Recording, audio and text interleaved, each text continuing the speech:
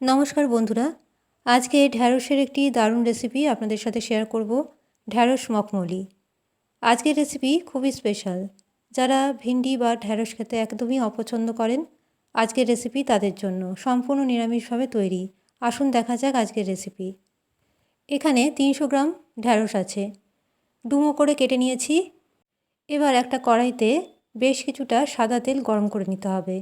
সাদা তেল গরম করে এর মধ্যে দিয়ে দিলাম পরিমাণ মতো লবণ। এবার এর মধ্যে দিয়ে দিলাম কেটে রাখা ভেন্ডি বা ঢ্যাঁড়স। এবার খুব ভালো করে নেড়েচেড়ে নিতে হবে। ঢ্যাঁড়স কাটার আগেই ভালো মতো ধুয়ে নিয়ে তারপরে কাটতে হবে, নয়তো কাটার পরে যদি ধোয়া হয় তাহলে কিন্তু এই রেসিপি তৈরি করতে খুবই অসুবিধা হবে। এর মধ্যেই দিয়ে দিলাম হাফ চামচের মতো হলুদ গুঁড়ো। এবার লবণ আর হলুদ দিয়ে খুব ভালো মতো এটা নেড়েচেড়ে ভেজে নিতে হবে। প্রায় 2 থেকে 3 মিনিট ঢ্যাঁড়স এইভাবে ভেজে নেব। আর গ্যাসের ফ্লেম মিডিয়ামে রেখে একটা ঢাকা দিয়ে কিছুক্ষণ রেখে আবার ঢাকা সরিয়ে এইভাবে ঢ্যাঁড়স ভেজে নিতে হবে।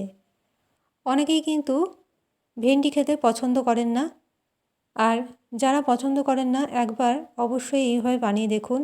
বিনা মশলায় তৈরি আজকের রেসিপি খেতে এতটাই দুর্দান্ত হয় যে বলার নয়। আর একবার খেলেই মনে হবে বারবার খাই। এখানে একটা মশলার পেস্ট তৈরি করে নিতে হবে। এখানে নিয়ে নিয়েছি 1 বড় চামচ পোস্ত। একটা মিক্সার জারের মধ্যে নিয়ে নিলাম 1 বড় চামচ পোস্ত। এর মধ্যেই দিয়ে দিচ্ছি 2 বড় চামচ গোবিন্দভোগ চাল। শুকনো গোবিন্দভোগ চাল এর মধ্যে দিয়ে দিলাম, আর দিয়ে দিচ্ছি 4টে কাঁচা লঙ্কা। ঝালটা আপনাদের আন্দাজ অনুযায়ী দেবেন, যে যেমন ঝাল খেতে পছন্দ করেন। মিক্সার জারের ঢাকাটা লাগিয়ে দিতে হবে। শুকনো অবস্থায় একবার মিক্সিটা ঘুরিয়ে নিয়েছি। এবার এর মধ্যে দিয়ে দিচ্ছি সামান্য পরিমাণে জল।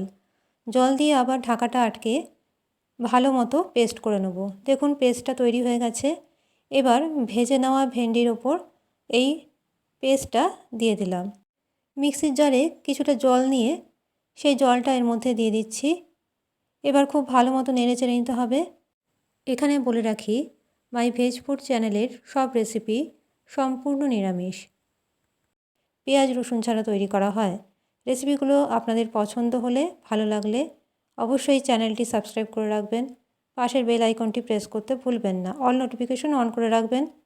একটা ঢাকা দিয়ে ঢেকে রাখলাম প্রায় 5 মিনিটের মতো।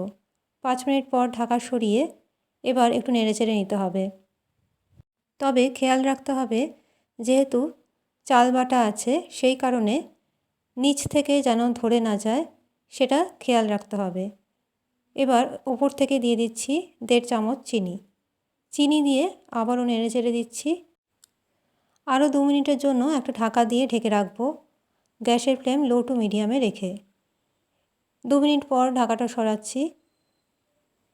1 মিনিটের মতো নেড়েচেড়ে এটা কড়াই থেকে নামিয়ে রাখতে হবে অন্য একটা পাত্রে।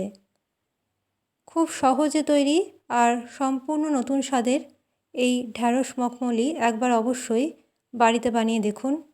যে কোনো নিরামিষের দিনে একবার এই রেসিপি ভাতের সাথে খেয়ে দেখুন। ভালো লাগলে অবশ্যই কমেন্টে জানাবেন, আর একটা লাইক করতে ভুলবেন না। রেসিপিটি সম্ভব হলে শেয়ার করুন। আজকের রেসিপি আশা করি আপনাদের সকলের ভালো লাগবে। চ্যানেলে নতুন বন্ধু হয়ে থাকলে চ্যানেলটি সাবস্ক্রাইব করে রাখবেন। আজকের মতো আমার রেসিপি এখানেই শেষ করলাম। ভালো থাকবেন। নমস্কার।